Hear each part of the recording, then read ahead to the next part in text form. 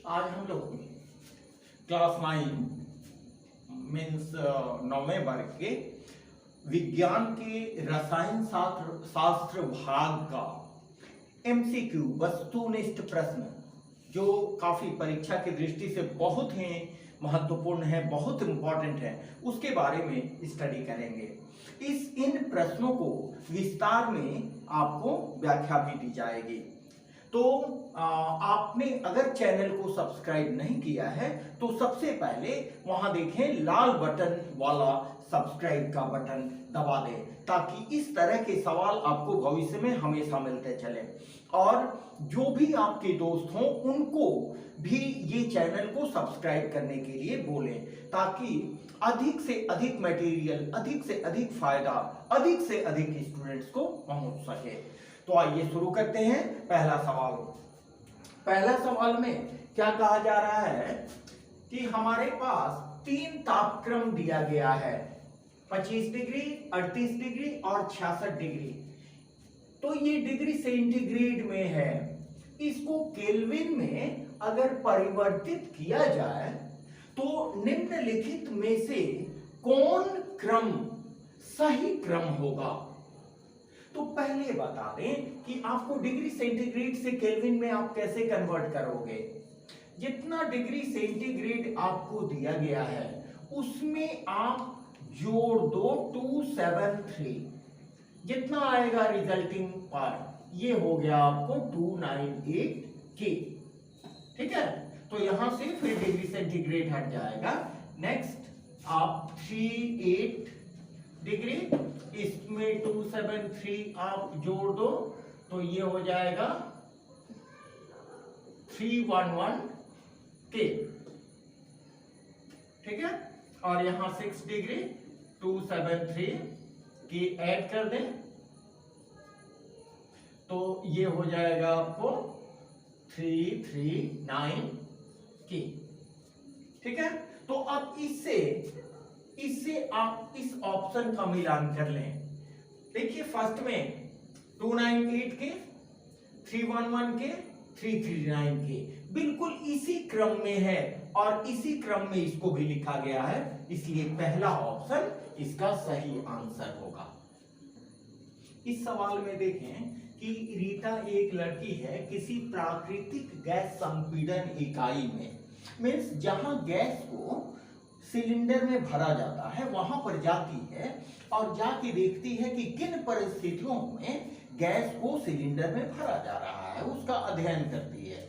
लेकिन जब अपने दोस्तों के पास आती है तो वो जो सीखी थी वो थोड़ा कंफ्यूज्ड हो जाती है, भूल जाती है। तो आप बताओ कि वो स्थितियां कौन है जिसमें गैस को सिलेंडर में भरने के लिए जरूरी माना जाता है। पहला, कम ताप एवं कम दाब। ताप कम होने से क्या होगा? मॉलिक्यूल्स करीब आएंगे, लेकिन मॉलिक्यूल्स को लिक्विड के फॉर्म में कन्वर्ट होने के लिए क्या चाहिए? दाब अधिक होना चाहिए। कि हम जो सिलेंडर कॉम्प्रेस्ड नेचुरल गैस जो यूज करते हैं अपने घरों में, तो उन सिलेंडर्स में क्या होता है? गैस को लिक्विड के रूप में बदल के डाला जाता है, गैस को द्रव के रूप में बदल के डाला जाता है। और गैस को द्रव के रूप में बदल के डालने के लिए 2 परिस्थितियां महत्वपूर्ण हैं। उनके तापक्रम को कम कर दिया जाए जिससे कि गैस के अणु भाग नहीं सके, और उनके दबाव को बढ़ा दिया जाए जिससे गैस के अणु एक दूसरे से चिपक जाए। ठीक है, तो देखिए इसमें क्या है? कम ताप एवं उच्च दाब, तापक्रम को कम कर दिया जाए और दबाव को बढ़ा दिया जाए। तापक्रम कम करेंगे तो गैस के मॉलिक्यूल्स करीब आएंगे, इनके ऊपर दबाव को बढ़ा देंगे तो ये मॉलिक्यूल और करीब आ जाएंगे। नतीजा ये होगा कि ये गैस से लिक्विड में, मीन्स तरल पदार्थ में परिवर्तित हो जाएंगे, जिनको सिलेंडर में भरा जाता है। ठीक है, तो हमारा सही ऑप्शन होगा कम ताप एवं उच्च ताप, थर्ड ऑप्शन। आए एक सिंपल सवाल की ओर, जिसमें एक चित्र आपको दिया गया है।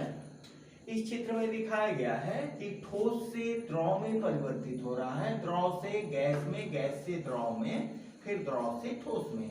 तो इस क्रिया का नाम, चारों क्रियाओं का नाम यहां दिया गया है।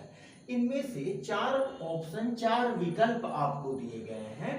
इनके जगह पर जो सही विकल्प होगा, जैसे ठोस से द्रव में परिवर्तित होता है तो उसको क्या कहते हैं? ठोस से द्रव में परिवर्तित होने को क्या कहते हैं? द्रवण। द्रव से गैस में परिवर्तित होने को वाष्पीकरण।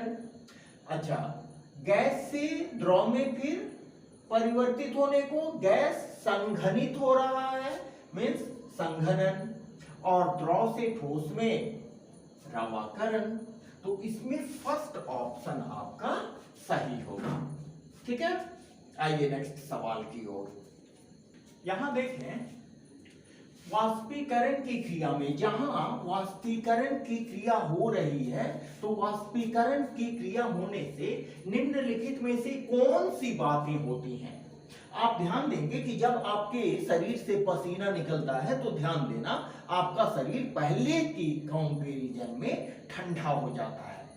ठीक है, ठंडा हो जाता है मीन्स तापक्रम में कमी आती है।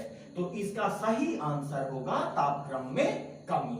बी इसका विकल्प बिल्कुल सही विकल्प होगा, क्योंकि जब भी वाष्पीकरण की क्रिया होती है तो वाष्पीकरण की क्रिया में क्या होता है, जहां से वाष्पीकरण हो रहा है वहां से तो एनर्जी निकल रही है बाहर, तो वहां का तापक्रम में कमी होगी। बी ऑप्शन आपका सही ऑप्शन होगा।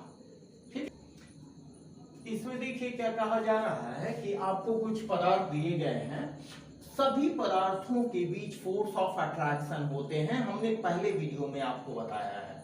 तो वो फोर्स ऑफ अट्रैक्शन किसके बढ़ते हुए क्रम में, पदार्थों के अणुओं के बीच में फोर्स ऑफ अट्रैक्शन को बढ़ते हुए क्रम में 4 विकल्प दिए गए हैं। इनमें से कौन सबसे सही विकल्प है?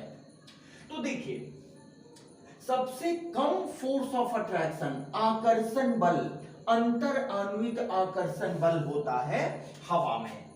सबसे कम आकर्षण बल होता है हवा में। हवा में सभी गैस होते हैं, ऑक्सीजन, हाइड्रोजन, नाइट्रोजन, कोई भी गैस हो।